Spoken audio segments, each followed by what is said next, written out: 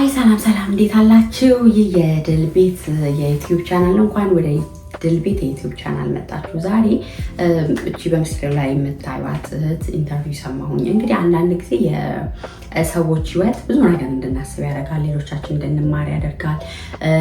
ደግሞ ምን እንማር ብለን ቆም ብለን እንድናስብ ያደርጋል። የመጣንበትን መንገድ፣ አሁን ደግሞ ቀጣይ የምንሄድበትን መንገድ ያ እነዛን ሰዎች የመታው ድንጋይ እንዳይመታን ያስተምረናል። እና አልፎ አልፎ እንደዚህ አስተማሪ ናቸው ብዬ የማስባቸውን ቪዲዮዎች፣ ታሪኮች ስሰማ ሪያክሽን ቪዲዮ ሰራለሁኝ እንደ ሁልጊዜውም እንደምታውቁት እና ዛሬም በዚች እህት ሪያክሽን ቪዲዮ ልሰራ ነው። ሜቢ ደግሞ ይህንን ታሪክ ያልሰማችሁ ያላያችሁ ሰዎች ምንድነው ታሪኩ ካላችሁ ሰምራይዝ ላደርግ፣ ወጣት ሴት ልጆች ካሏችሁ ባይዘው ወጣት ሴት ልጆች አይደለም በየትኛውም ሌቭል ግን ኮንሲስተንሲ ያለው ላይ ህይወት እየኖሩ ያቃታችሁ ያላችሁ ሰዎች ካላችሁ በእጃችሁ የያዛችሁትን ደስታ ማጣጣም አቅቷችሁ እንደ ፊንጣ እየዘለላችሁ ያላችሁ ሰዎች እና ኦል ኦፍ ዘ ሰደን አንድ ቀን እገኝበታለሁ ብላችሁ ማታልሙት ላይፍ ላይ የምትደርሱ የምትኖሩ የማይመስላችሁ፣ ያላችሁ ነገር የማያልቅ የማይመስላችሁ፣ ሲዝናችሁ የሚያልፍ የማይመስላችሁ፣ ጊዜያችሁ እድላችሁ የማያልፍ የመሰላችሁ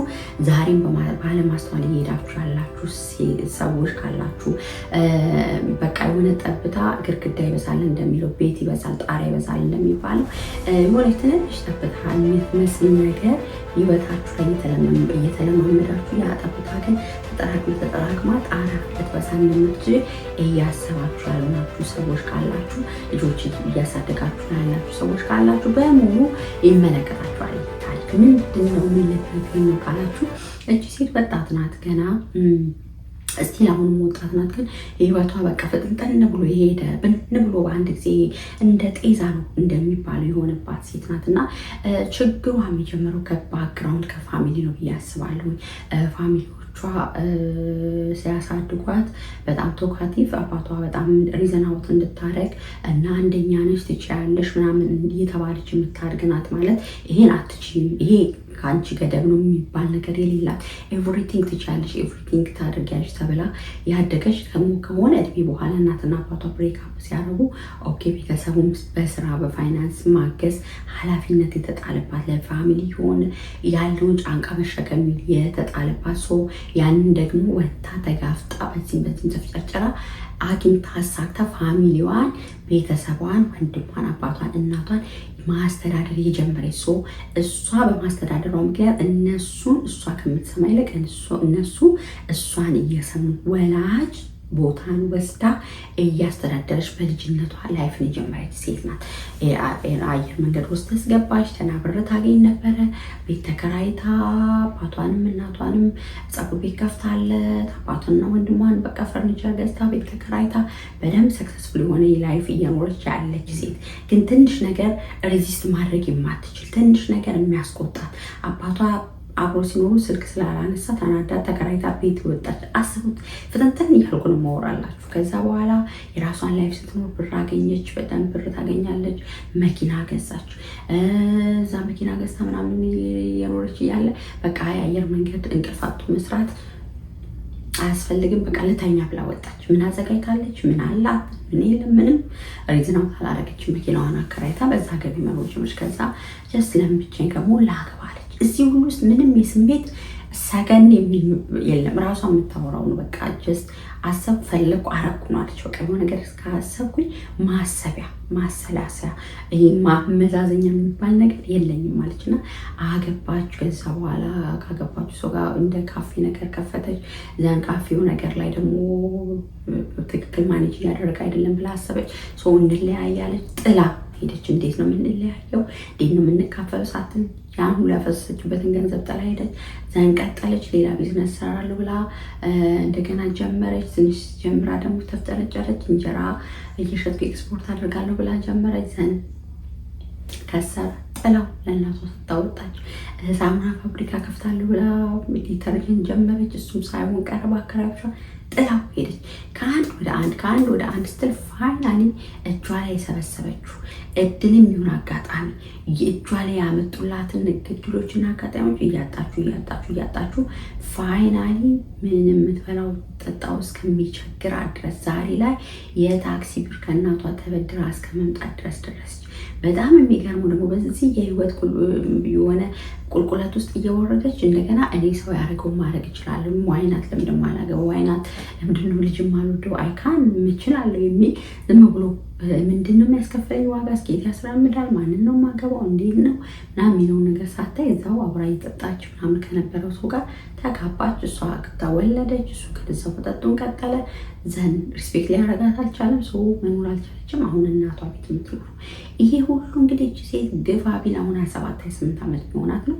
ከ20ዎቹ እስከ 25 ዓመት በ4 ወይ በ5 ዓመት የሆነ ታሪኳ ነው ይሄ ሁሉ ውጥንቅጥ ስታወራ የነበረው እና ልጅቷ ጎበዝ አይደለችም ወይ ምንድን ነው የጎደላት ካላችሁ ልጅቷ ጎበዝ ናት። በጣም የሚገርም የራስ መተማመን ያላት፣ በጣም የሚገርም ነገሮችን ማየት የምትችል ስላችሁ አንዱ በር ሲዘጋ ሌላ መክፈት የምትችል፣ አንዱ አይሆንም ሲባል ሌላ እንዲሆን የምትሞክር እና ደግሞ ይሄ ሰው ባሰመረላት መስመር ብቻ መሄድ የምትፈልግ አይደለችም። እስቲ በዚህም ታጥፌ መንገድ አለ በዚህም ታጥፌ የምትል ደፋር፣ ቆራጥ፣ ጎበዝ ልጅ ናት።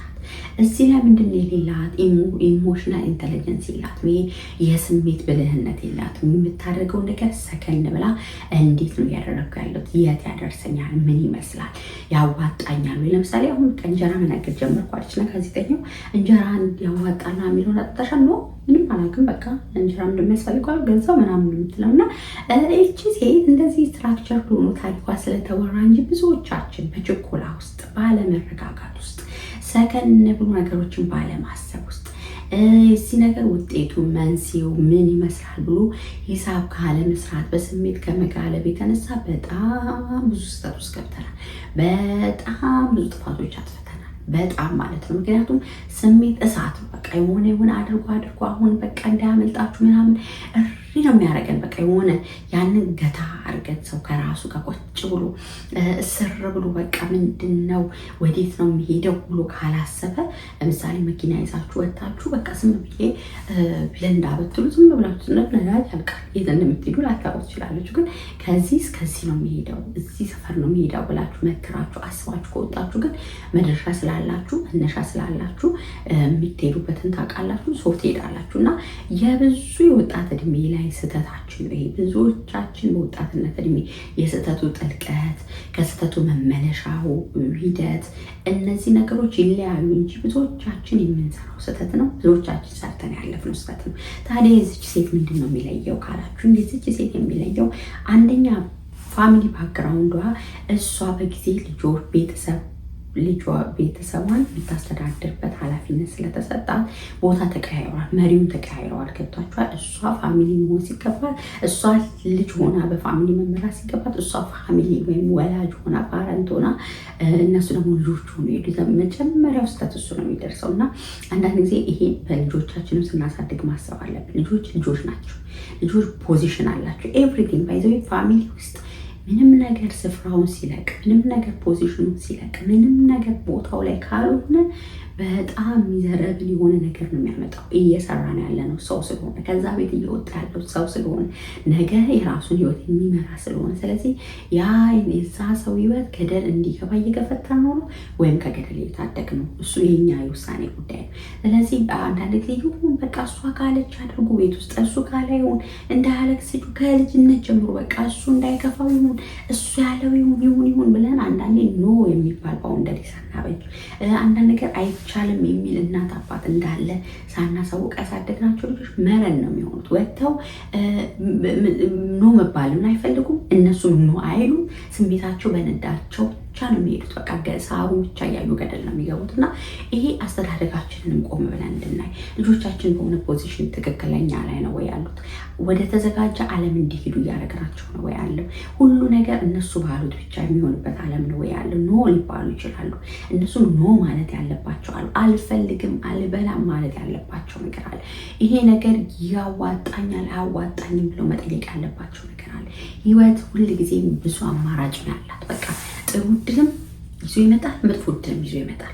በቃ የህይወት ዛፍ ፍሬ ያመጣል፣ የሞት ዛፍ ፍሬም አለ አይደል? በዛ በገነት ውስጥ ሁለቱም ነው እንግዲህ እዛ ሁሉ ዛፍ ውስጥ ህይወትንም ሞትንም አስቀምጧል። ስለዚህ መምረጥ የኛ ዕድል ነው። ስለዚህ ጊዜያችን እድሜያችንን ተጠቅመን ህይወትንም ሞትንም መምረጥ፣ ስኬትንም ውድቀትንም መምረጥ ዲሳይድ ማድረጊያ ጊዜ አለ። ስለዚህ በዚህ ጊዜ ውስጥ ሰከን ብለን ቆም ብለን ካላሰብን ተያይዘን ገደል ነው የምንገባው። ልንመለስበት የማንችለው ቁልቁለት ላይ ነው የምንሮጠው። ስለዚህ ከላይ ቁልቁለት ላይ የሚሮጥ ሰው ታውቃላችሁ አይደል? መመለሻ ያለው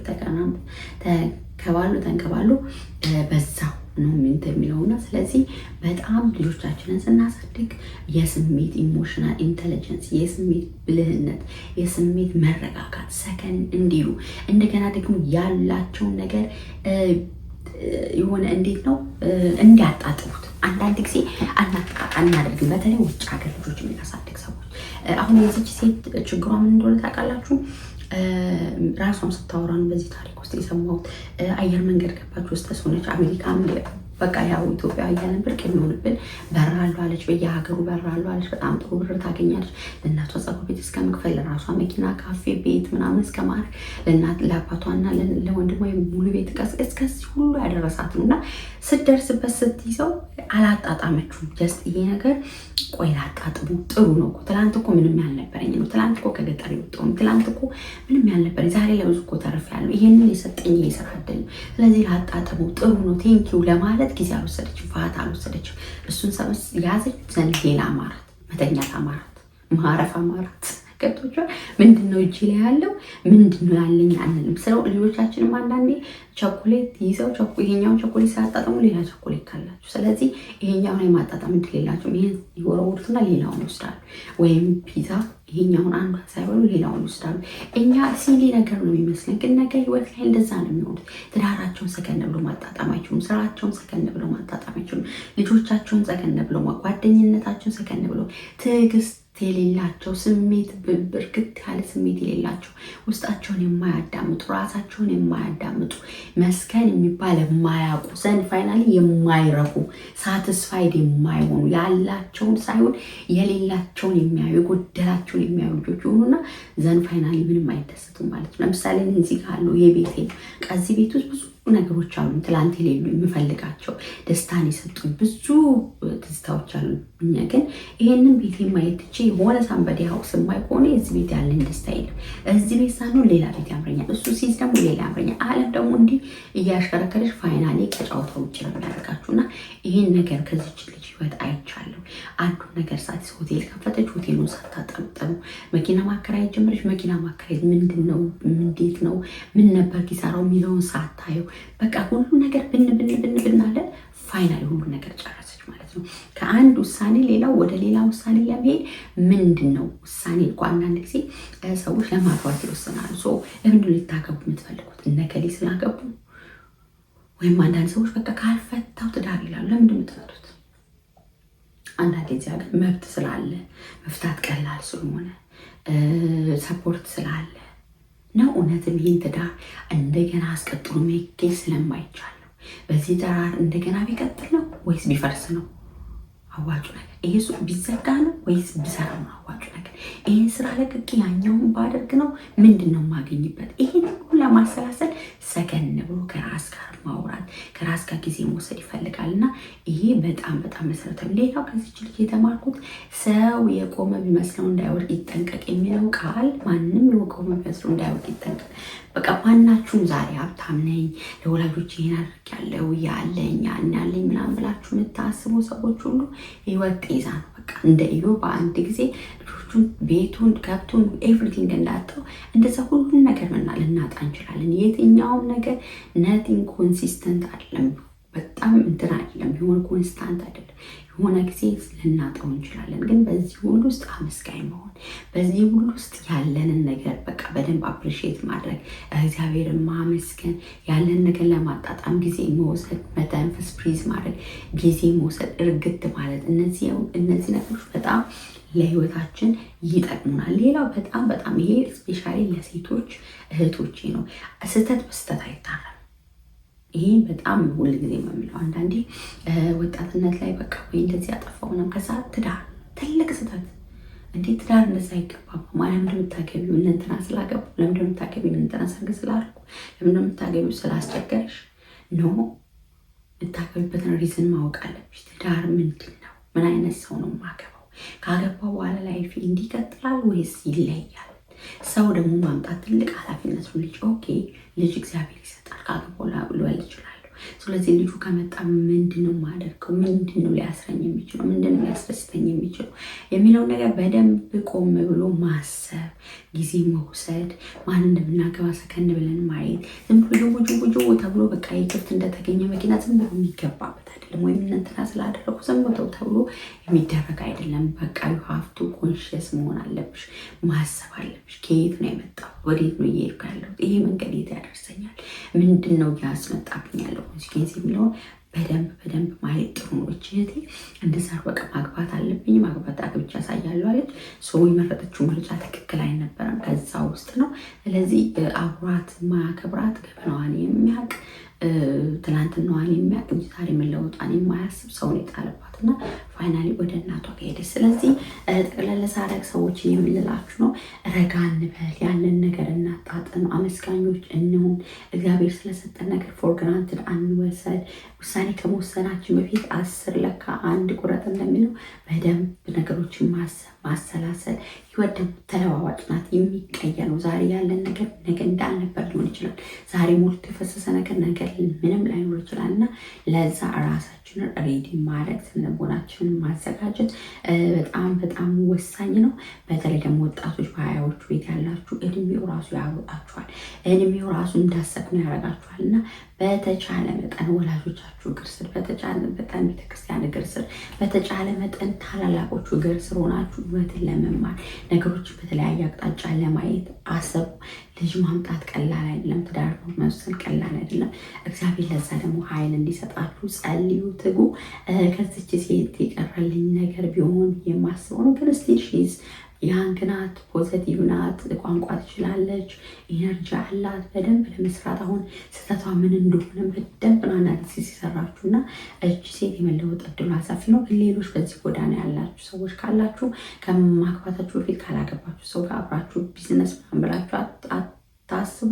እንደገና ደግሞ ቢዝነስ እንትና ስለሰሩት እያላችሁ አትግቡ። ለምሳሌ አሁን እቺ ልጅ ስታወራ እሷ ፊዚካል ፊትነስ ላይ ጎበዝ ናት፣ ስፖርት ትወዳለች፣ በደንብ ኒውትሪሽን ላይ በደንብ አጥንታለች፣ አውርታለች ምናምን ሰው በዛ ጉዳይ ላይ ብትሰራ ውጤታማ ትሆናለች። ግን በቃ እንትና እንጀራ ስለሸጡ እንትና ፀጉር ቤት ስላሉ እንትና የሆነ ነገር ስላሉ የከፈተችውና ይሄ ትክክል አይደለም። ራስ ሰከን አድርጎ ቆም አድርጎ ምንድን ነው የሚያስደስተኝ? ምንድን ነው ታለንቴ? ከየት ወዴት? ልጅነቴ ምን ይመስላል?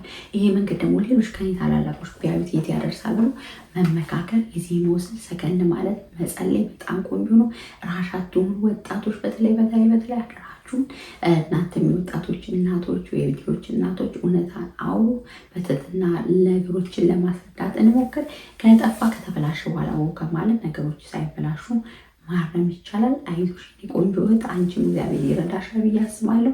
ከዚህ ቪዲዮ ይቀራልኝ ሼር ላድርጋችሁ ብዬ ነው። ወዳችኋለሁ። ባይ